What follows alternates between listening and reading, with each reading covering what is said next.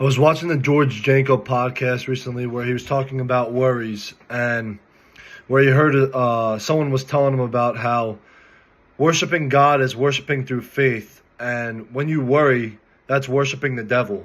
I wanted to dive a little bit deeper into that. I have a Bible verse, Matthew 6:25 through 27.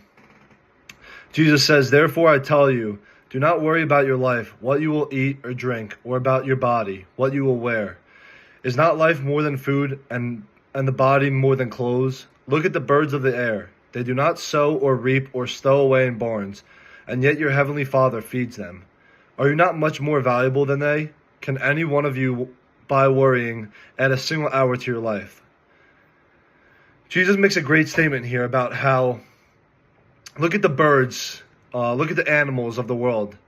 How much more valuable are we than them? And God feeds them. God provides for them. You don't see them running around being worried.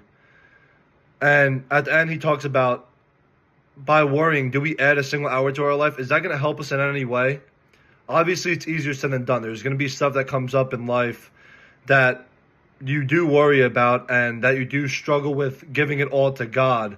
But that's where you have to tap into your faith more and really believe that God will take those worries out of your life and he will provide no matter what. If you think back to this verse, I wanted to talk a little bit about the definition. So worry means you're giving way to anxiety or unease. You're allowing your mind to dwell on the difficulty or troubles.